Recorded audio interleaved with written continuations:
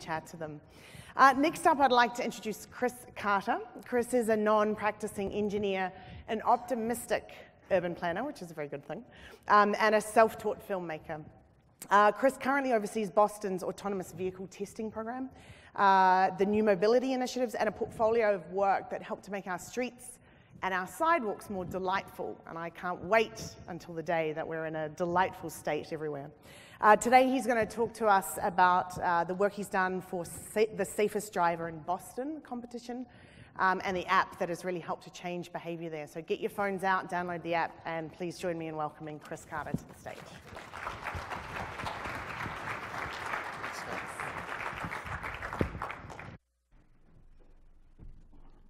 All right. So I manage a portfolio of things that's broad beyond transportation, but I'm excited to be here today to talk about a program we ran last fall called Boston's Safest Driver. And if you do have your phone on you, you can go to the App Store, you can download this right now, and you can prep yourself for the end of this talk to go out and see how it works. So like many cities in 2015, we put together a Vision Zero program. And as part of that action program, initially, we identified distracted driving and engagement as two things we really wanted to focus on early in the city of Boston to bring the message to neighborhoods and communities of what we were trying to do around safer streets. And as you may know, if you've been to Boston, we've done a pretty good job of branding driving in our city. This is sort of the prevailing myth that we are not great drivers, and it turns out there's actually some evidence to back that up. So Allstate Insurance has named us 2 years in a row the worst city in the country to drive in. You are more likely to get into a crash in Boston than pretty much anywhere else. And if there's one thing other than driving that we are passionate about, it's also winning. So we don't like being last in anything. I would have used a Tom Brady picture here, but that's obvious. So Bill Russell won 11 championships in 13 seasons. Sorry, Chicago.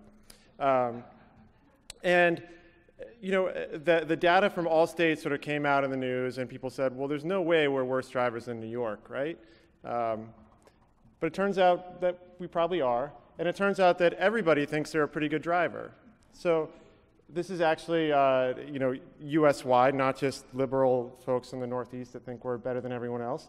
But it's a pretty common practice that folks actually think they are not the problem on the roadways, that somebody else is, right? Their behaviors are pretty safe, but it's everybody else that they need to be afraid of.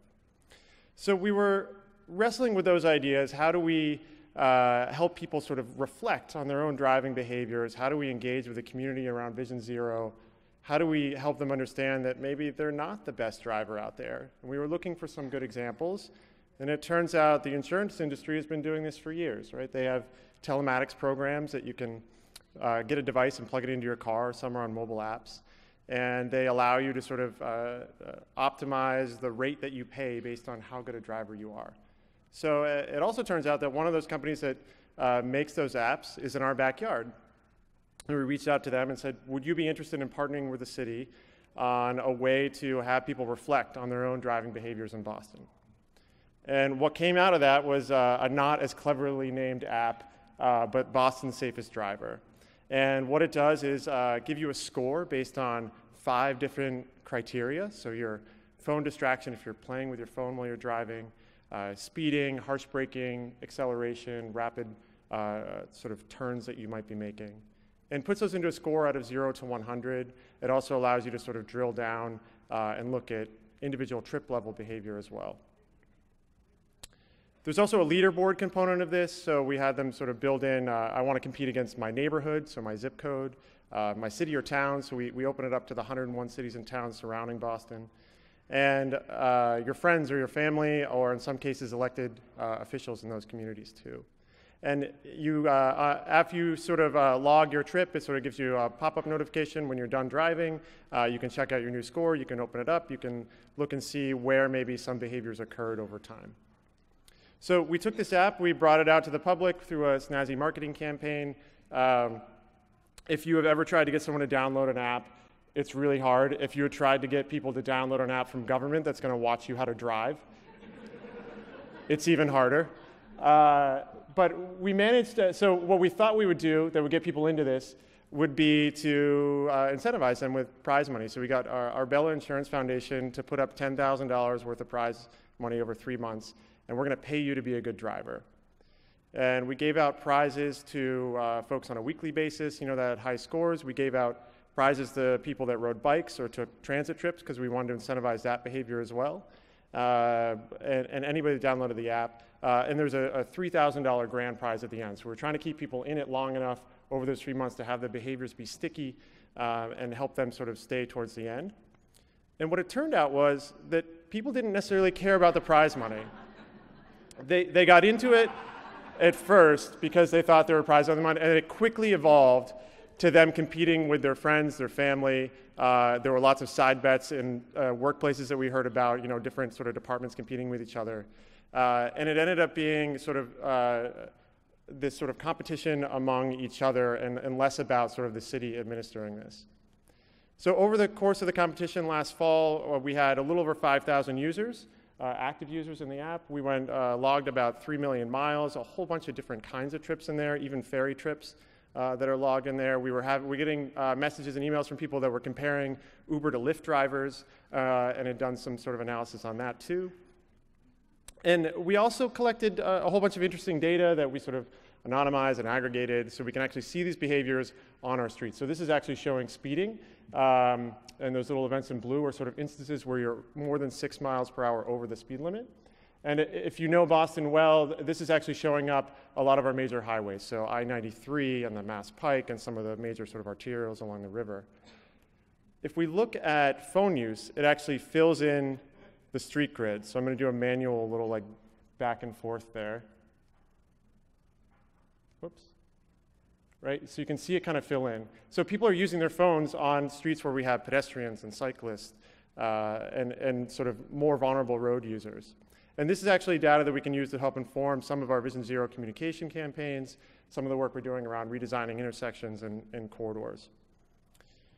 So over the course of the competition, we actually saw people stay with it and scores and go down. So this is showing phone use, harsh braking, speeding, all sort of decreasing over time, right? And there's sort of a little bit of a leveling off after about 40 days of use. What we saw among the top 25% of users was a phone use score that dropped by half. We saw harsh braking and speeding drop by about a third.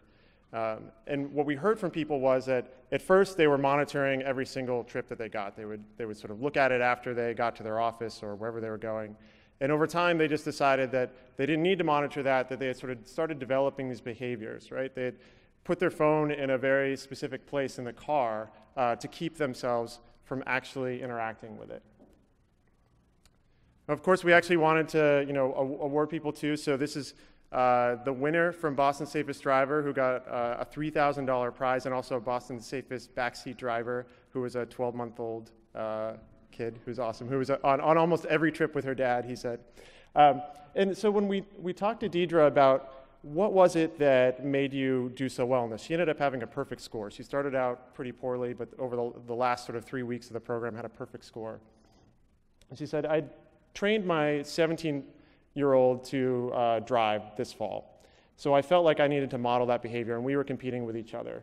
And at first, it was a little bit of a sense of paranoia that, not that government was watching her, but that her husband and her daughter were watching her driving score. And then over time, that paranoia sort of subsided, and she had just formed habits.